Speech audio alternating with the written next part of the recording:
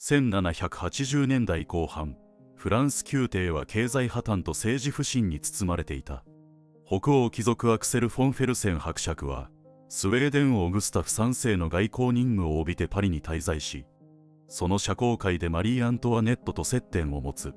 二人の関係は長年恋愛として語られてきたが、現存する暗号化書簡、外交文書、行動記録の照合により、近年は政治的忠誠を伴う複合的動機が注目されている。本項では、1788年から1793年までを中心に、フェルセンの行動、判断、通信内容を時系列に再構成し、彼の心理を愛と忠誠の工作として読み解く。特にバレンヌ事件後の行動変化に焦点を当て、政治的合理性と個人的献身の境界を検証する。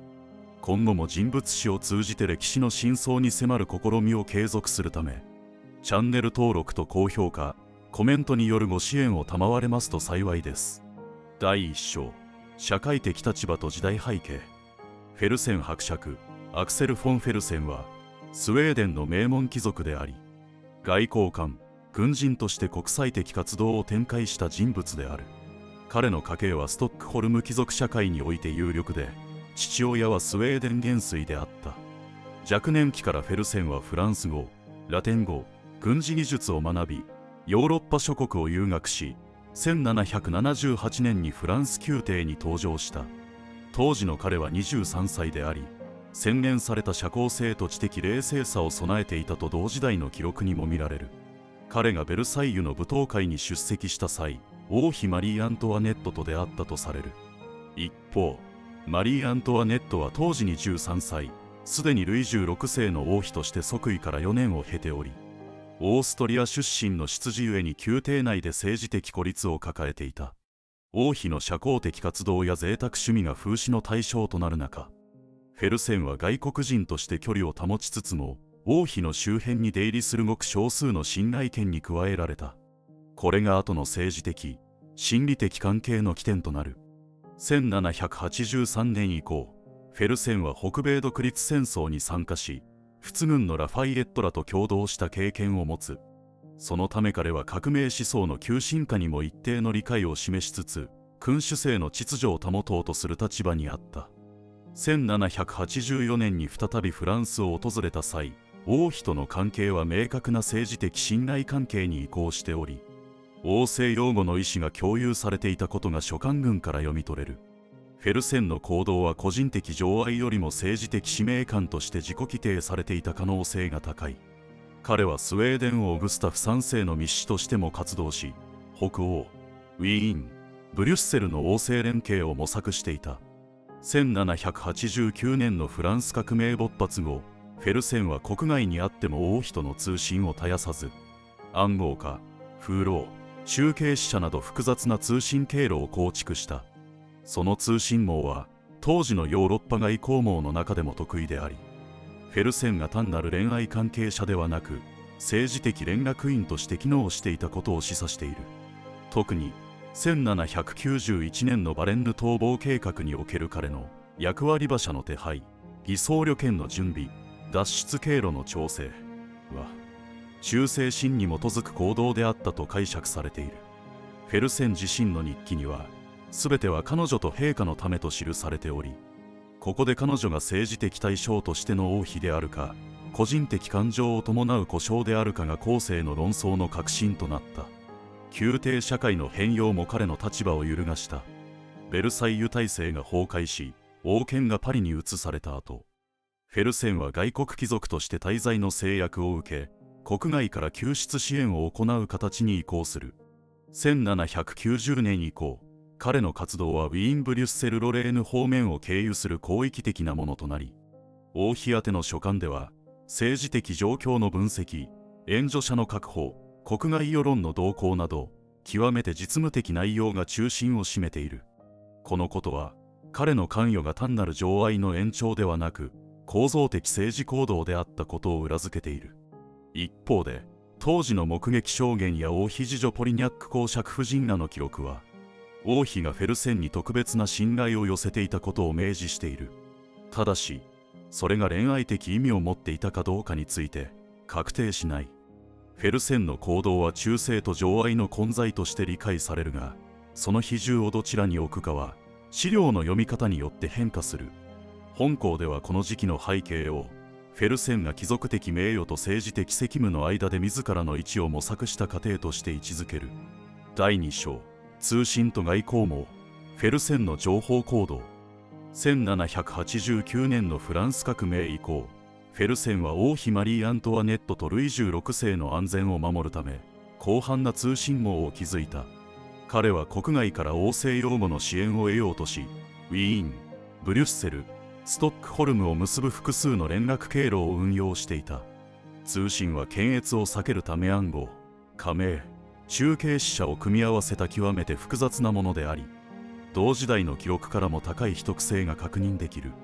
この通信網はヨーロッパ各地の亡命貴族や外交官を媒介に形成されていた。フェルセンはスウェーデンの貴族としての地位と人脈を生かし、王政を支える連携を試みた。特にオーストリア方面との接触が多く、王妃の出身国であるハプスブルク家の支援を得ることを目指していたと考えられている。通信の目的は、王族の安全確保、国外避難計画、資金調達、そしてヨーロッパ諸国の協調行動の調整であった。フェルセンと王妃の書簡には、呼称の使い分けが明確に存在する。王妃をマダム、あるいはボートル・マジェステと公式に呼ぶ場合は、政治、外交文書に近く、慎重な文体で書かれていた。一方で、より親しい文体の時にはマトレシェール・アミのような表現も見られる。しかし、これらの語句は当時の貴族間で慣用的に用いられており、必ずしも恋愛関係を意味するものではない。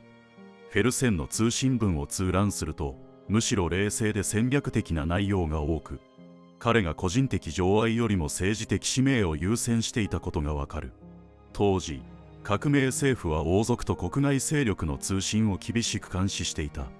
フェルセンは検閲を避けるため、女性使用人や外交施設を偽装使者として活用し、書簡の表面には無害な社交文や財務連絡を装い、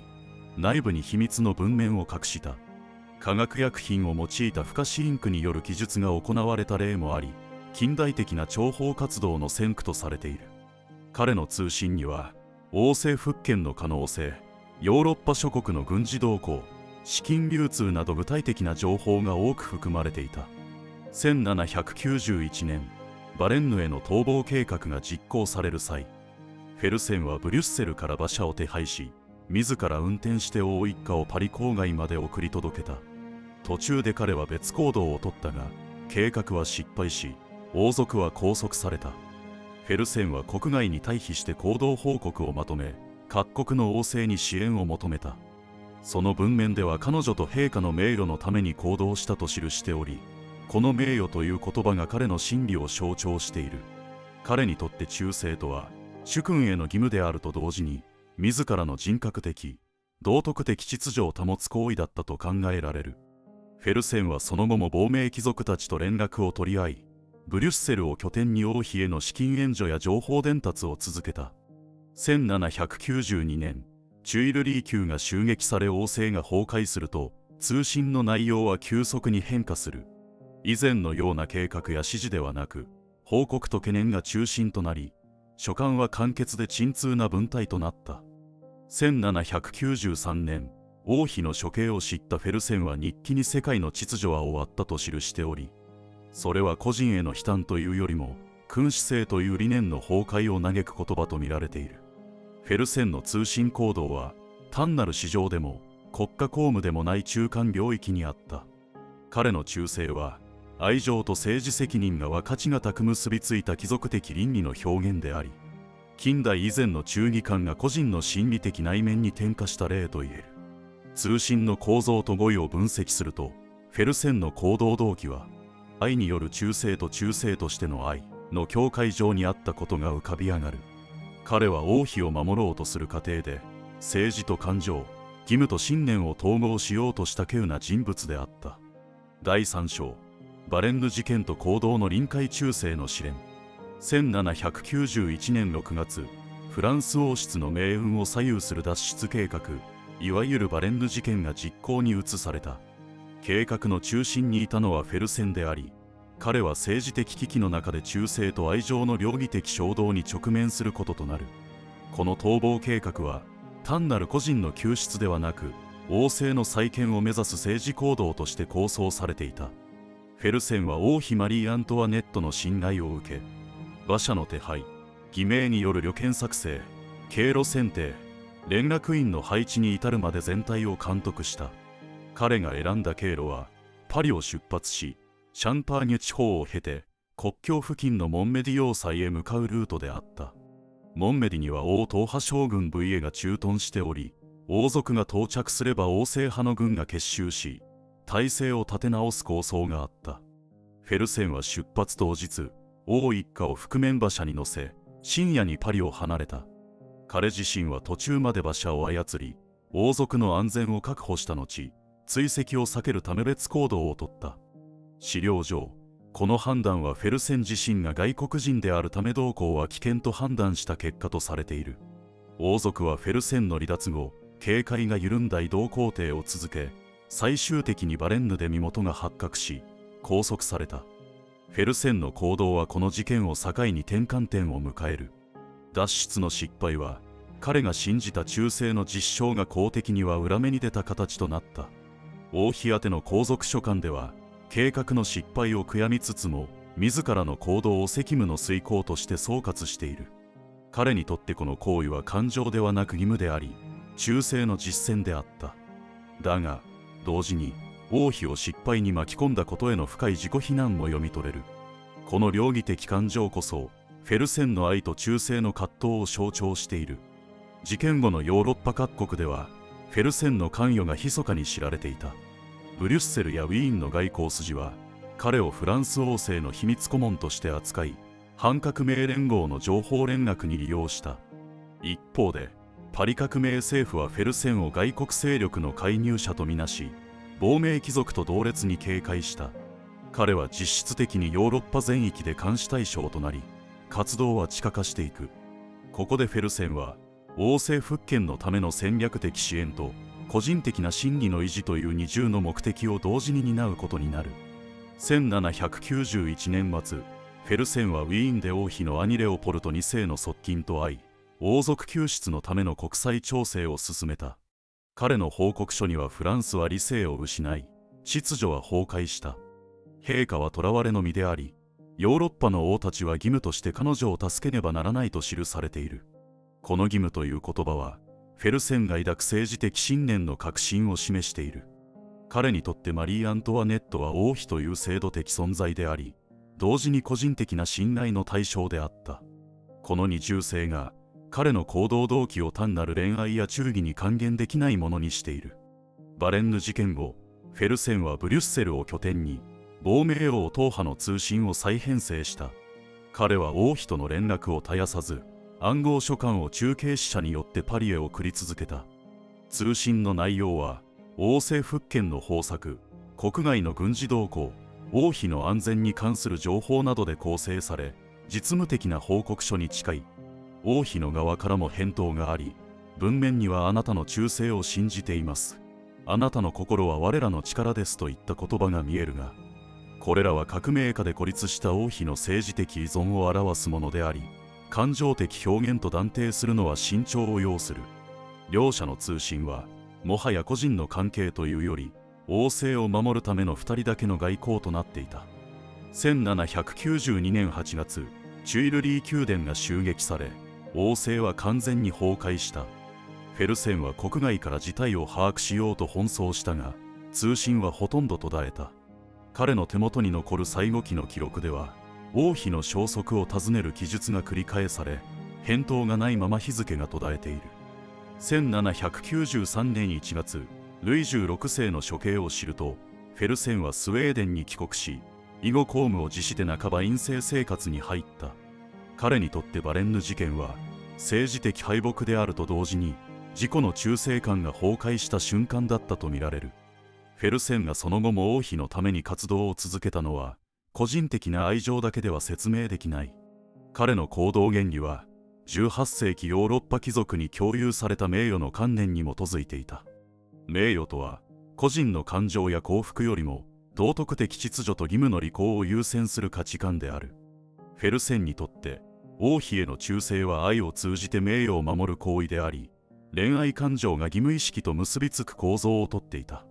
彼の真理は近代的ロマンチシズムではなく、旧体制的倫理の枠内で理解すべきものである。フェルセンの行動を現代の視点から見ると、政治合理性を欠いた個人の献身とも映る。しかし、彼の時代において忠誠とは、理性よりも道徳的信念によって支えられるものであり、彼はその最後の体現者の一人だった。バレンヌ事件は、単なる逃亡の失敗ではなく、忠誠の限界点を歴史的に可視化した出来事である。フェルセンが王妃に対して抱いた感情は、個人愛と制度忠誠の交錯点に位置し、その複雑な構造こそが彼の行動を特徴づけていた。この事件を境に、フェルセンは政治的にも心理的にも転機を迎えた。王政復権の見通しを失いながらも、彼はなお書簡を通じて王妃への忠誠を言語化し続けた。それは実際の行動よりも、忠誠そのものを語り続ける行為に変化していた。フェルセンにとって、マリー・アントワネットは現実の人物であると同時に、忠誠の対象として抽象化された象徴となっていたのである。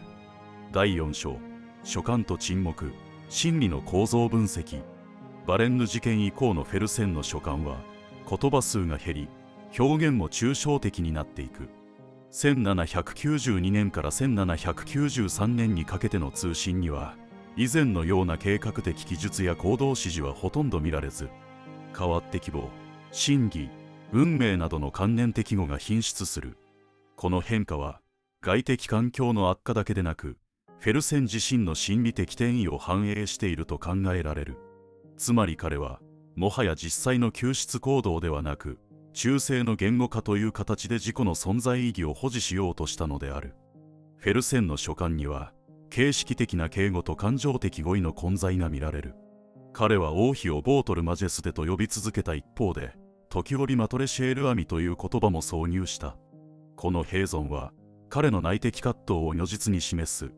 つまり、彼は公的には君主への忠誠を表しつつも、私的には深い個人関係を感じ取っていた。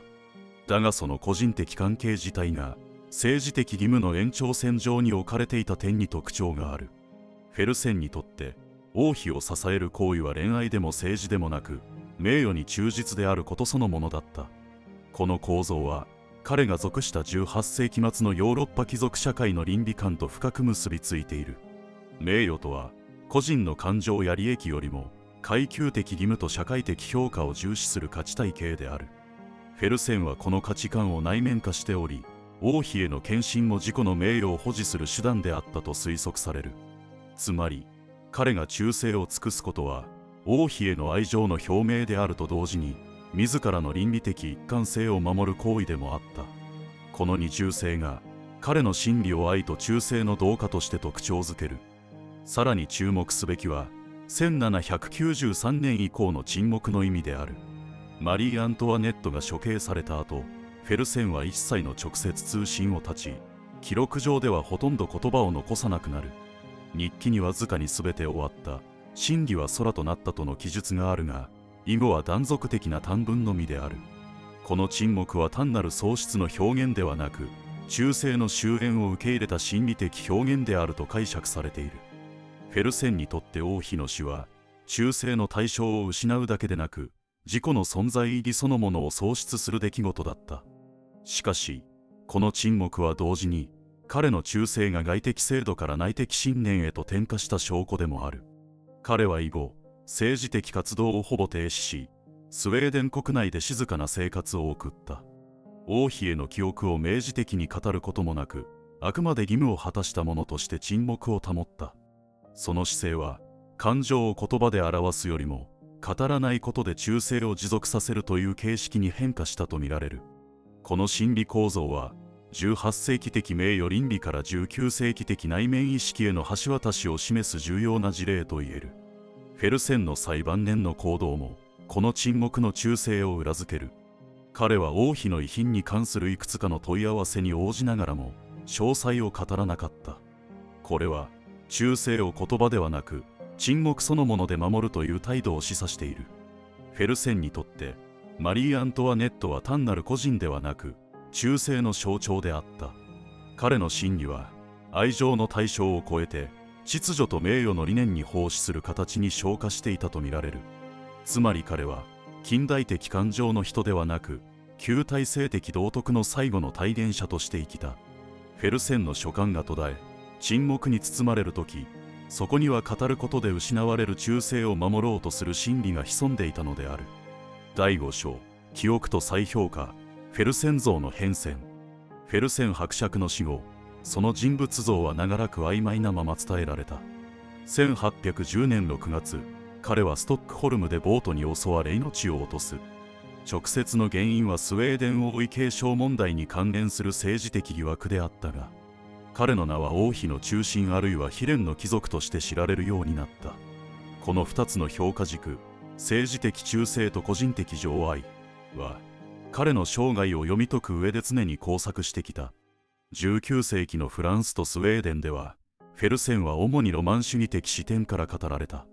彼の名はマリー・アントワネットと共に文学、絵画、演劇の題材となり、愛に準じた貴族というイメージが形成された。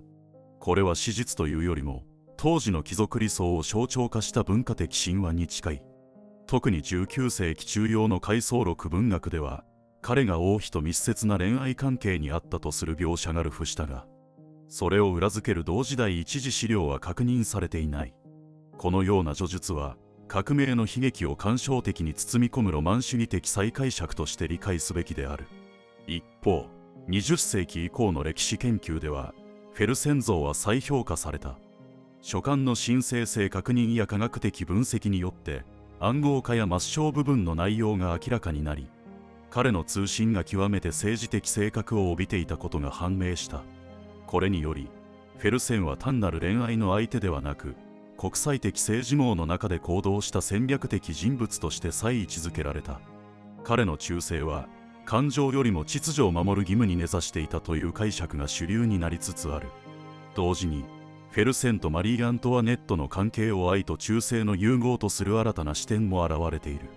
書簡に見られる言語表現の併用は、感情と制度の境界が曖昧であったことを示しており、18世紀末の貴族文化特有の心理的表現と解される。つまり、両者の間にあったのは近代的な恋愛ではなく、忠誠と情愛が未分化な名誉倫理の世界であった。さらに、フェルセンの死後に形成された悲劇の中心像は、19世紀ヨーロッパ社会が失った貴族的秩序への郷愁を投影したものであると見られている。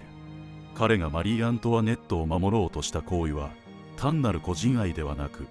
体制崩壊の中で道徳的一貫性を守ろうとする抵抗の象徴として再解釈されるようになった。この観点から見ると、フェルセンの行動は忠誠の政治史そのものであり、恋愛神話よりもむしろ倫理思想史的意義を持つ。近年の研究では、フェルセンの忠誠を自己の名誉概念を維持する行動として再定義する傾向が強い。彼が沈黙を選んだ晩年の姿勢も、言葉より行為で忠誠を体現する貴族的倫理の延長にある。マリー・アントワネットの死後、フェルセンがその名をほとんど語らなかったことは、忘却ではなく聖域化であり、語ること自体を汚れとみなす感覚があったと推定されている。